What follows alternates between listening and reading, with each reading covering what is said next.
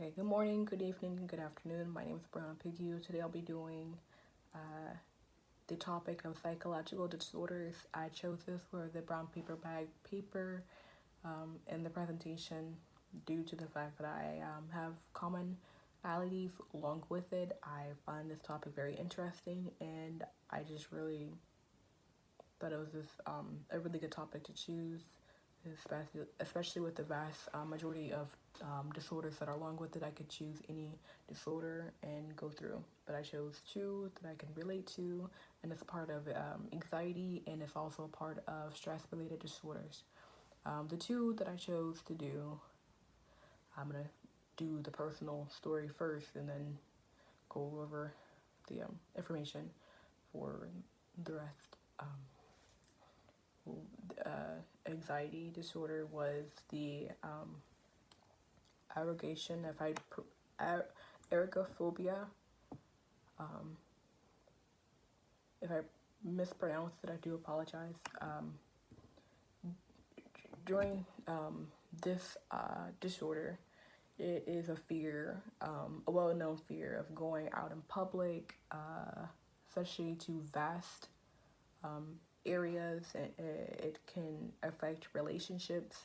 It can affect your mental state. It can affect a lot of things in general. It chooses to do harm to whatever it wants to do. When thinking about the disorder, the origin is not truly known. It can come from anywhere. It has several factors that will increase the risk for developing this condition, from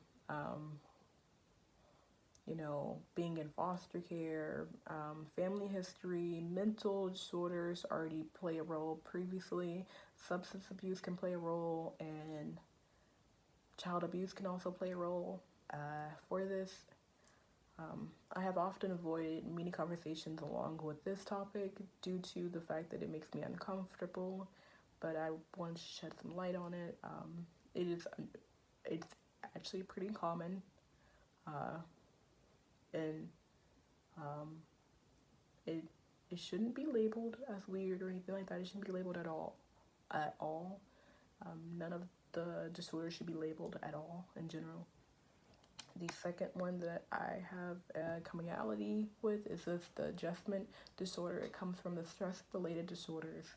Um, it can affect both the children and the adults, so it does not discriminate against discriminate against the age. Um, it is characterized by having symptoms of anxiety, irritability, depression, or depressed mood, worry, anger, feel of hopelessness, and the feel of isolation. Again, the common causes for it is very wide and broad. It can be like a stressful event, as the death of a loved one. Um, you can be from like a divorce. It could be from an illness, or it could be for a job loss. A common stressor that adolescents deal with are with sexuality in the schools, because it's very difficult. It's one of the toughest life goal during that time period is to find yourself during your adolescence. You're trying to get yourself from that thought process of a child. Now you're going to be a little mini adult, and you have, wanting to fit in. It could be an issue. It could be anything in general, but sexuality for sure. It's frustrating trying to know what your body is and how your body works and stuff like that. So psychological disorders in general have multiple different generalization questions that people are constantly asking and are going over or even doing research topics over. One of them is like, what is a psychological disorder? For example, it has some formal names that can describe it. It is interchangeable for the formal names, being psychological disorder, mental disorder, psychiatric disorder, or mental disorders, or mental illness, if you will. The official term for psychological disorders is mental illness. It's characterized by the DSM-5, written by the American Psychiatric Association. It's their manual. Um, they give a big, wordy definition for it, but overall, it just means a clinical disturbance of an individual's emotions, thought process, or behavior that reflects on either, again, their thought process, their biological upbringing, or the development process that's causing the function. Mental disorders are usually associated with a significant distressor in a social occupation, or it can be in like important events that happens in a person's life or activities for present time. Something that's needs to be talked about with psychological disorders is the labeling. Diagnosis is not about applying label. The diagnosis is not about labeling a person. So whenever you go to get your diagnosis, the person is the clinician is not trying to label you. They're trying to find the problem so that they can give a solution and then form treatment for you. They utilize the DSM-5, which is again written by the American Association of Psychiatric. They also can use the International Classification of Disease by the World Health Organization. Whatever diagnosis they use from either of the books is going to be good. It is important to both the client and for the clinician to know their diagnosis. There is no single defined form of mental disorder that is listed in the DSM-5. It has many classifications and criteria that merge and make subcategories, or they mix and match. Sometimes it's 3 things into one. It has a lot of connections along with it.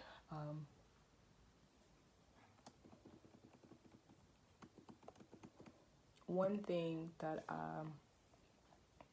I want to point out is no labeling, again, should be done. The officials do not label, and that same energy goes to people who are out in society. Social stigmatizations that are placed on people who have psychological disorders should not be done. It's hard enough to deal with the disorders alone by themselves, but to have those individuals who choose to be mean-hearted and say something or put a stigma on them makes it hard enough to comprehend with.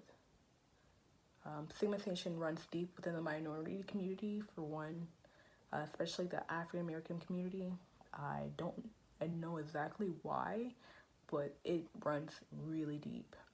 I have experienced it myself, and I've gotten a chance to firsthand experience it, and I've got to view it by other people. As Thomas A. Vance says, the systematic barriers that is disproportionately impacting mental health in the Black community can come from the overall exposure of violence, incarceration, and involvement in foster care. It's a chance to increase the developing of mental illnesses. The stigma that is associated with it is somehow associated with malicious coping. So instead of going to get the physical help or the mental help that you need, individuals will choose to go, because of what the society says that you need to do, go to a pastor for guidance, pray over it. It's their form of coping mechanism.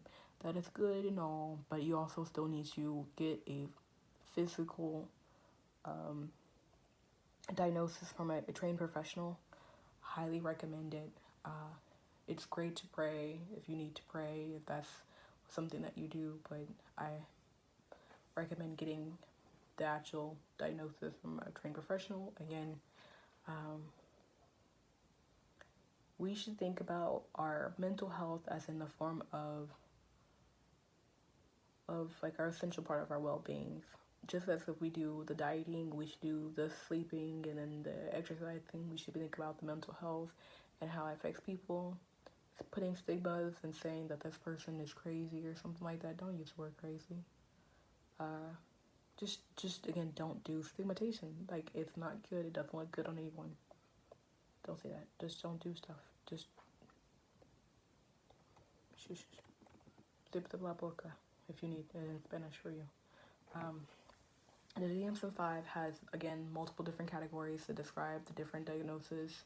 Experiencing these psychological disorders can cause stress for the person, and it also can cause stress for the individual's family that have to, or does not have to, but in general, like, is choosing to help. They can experience some of the stressors that come along with it. Anxiety disorder is the main focus that I chose to go through due to the fact that I have agoraphobia, however you pronounce it. I got diagnosed a couple years back, and it has affected me in a wide category. It has been a strenuous thing to deal with. You're not.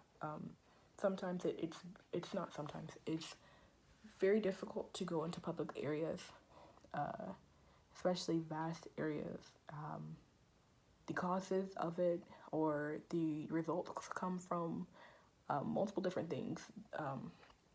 The fears associated with the state of mind that something is going to be like a threat, which is overall in general what anxiety is. But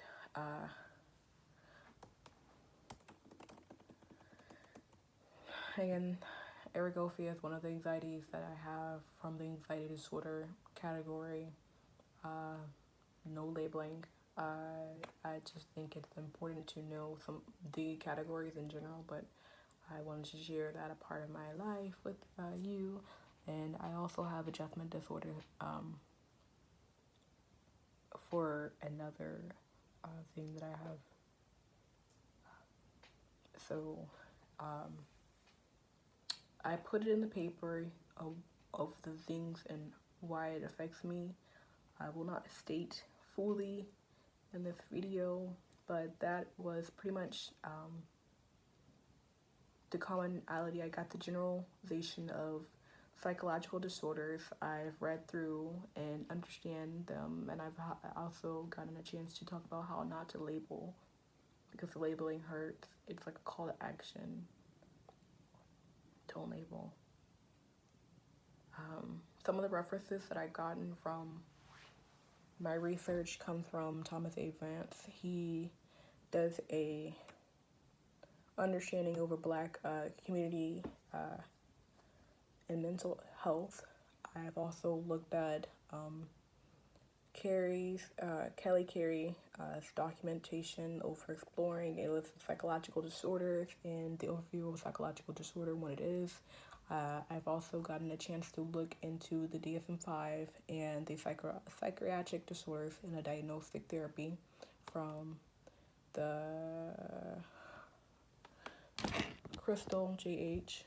She does a article over it and describes what it is. So I just pretty much again put the meat of psychological disorders and hopefully give you a background story of something that other people have been dealing with for a couple of years, and again, no stigmatizations along with it. If you know someone who has a psychological disorder, try not to just stigmatize them or make them feel less adequate compared to you.